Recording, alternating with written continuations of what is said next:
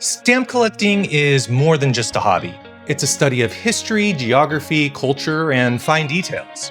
For those who take it seriously, having the right tools is essential. Hey everybody, it's Ryan from stampcollectors.us. Today we're going to explore the must-have collecting tools that every serious collector should keep close at hand. From preservation to identification, these tools not only protect your collection, but can also enhance your enjoyment of the hobby. I'll put links to all the products that I go over in the video description.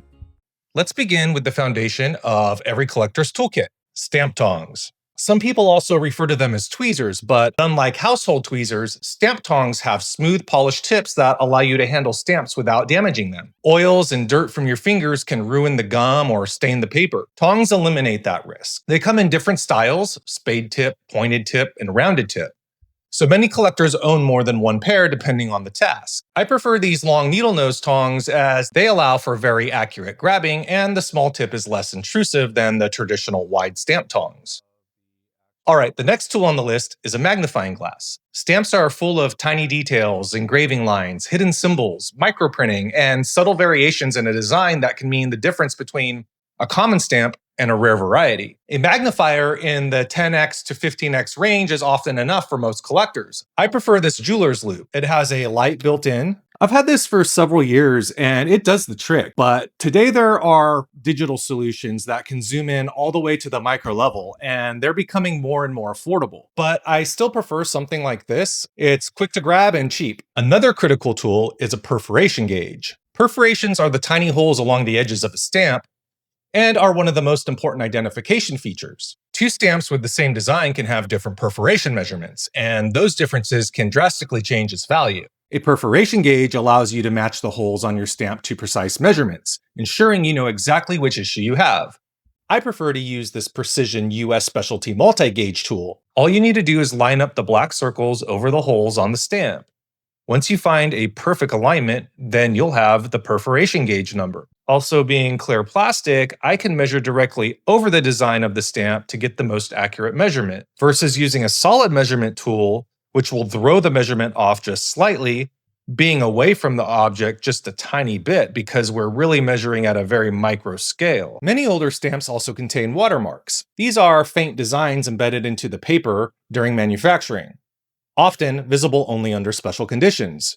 When it comes to stamps, watermarks were used as security measures to prevent counterfeiting on postage. These marks can be key to identifying a stamp correctly, and can mean the difference in a lot of money.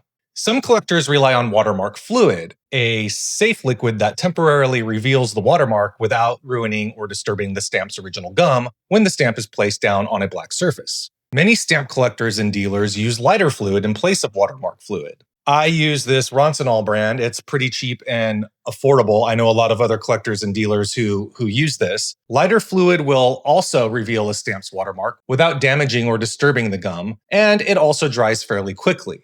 It's also very cheap. I think you can get a bottle of this for a few bucks compared to that of real watermark fluid can cost you up to $20 a bottle. The only downside to lighter fluid is the smell. I actually like the smell of lighter fluid in gasoline. If it bothers you, then you may end up wanting to invest more in some actual watermark fluid, which is nice because it's usually odorless, but it's going to be more expensive. They even have digital watermark detectors, but they're expensive. I've never used one before, so I'm not too sure how accurate they are and if they work good or not. I just stick to good old lighter fluid. Whichever method you choose, watermark detection is essential for serious stamp collecting. If you're a collector of modern stamps, you might want to get a UV light to check for stamp tagging. Tagging is a clear coat of phosphorescent ink placed over the stamp, again, another measure to prevent counterfeiting. A UV light will make the stamp glow, usually a greenish color.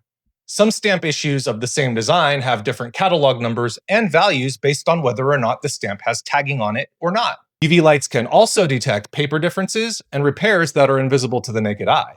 Another common tool is a color guide, kind of similar to this. This one's produced by Stanley Gibbons, and it is a little fan of swatches that have all of the different colors that you'll find in the Stanley Gibbons and Scott catalogs in terms of identifying the correct color on your stamps. However, I rarely find that a stamp ever actually matches these colors. Colors change and fade over time. If you're an advanced US collector, I recommend investing in a White's Color Encyclopedia.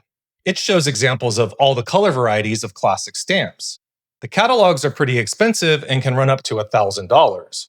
But don't worry if you can't afford them. If you have a stamp that you think is a particular color, you can always just pay $30 to have it certified. If it comes back as authentic, now you have a reference for finding more. And if it comes back as the more common color variety, you also have a new reference to match against. And the next time you come across that shade, you won't need to pay $30 to send it in because you have a certified real reference.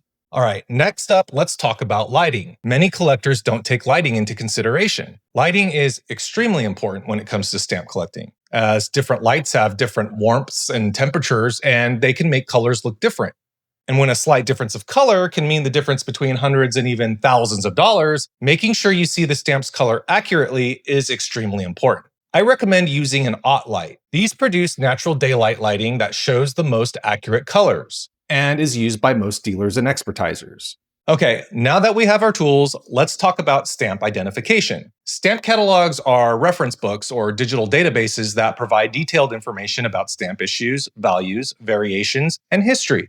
The Scott catalog is the most widely recognized in the United States, while Stanley Gibbons is popular in the UK, and Michel for other European countries. Having access to a reliable catalog means that you can properly identify your stamps and understand their significance in the collecting world.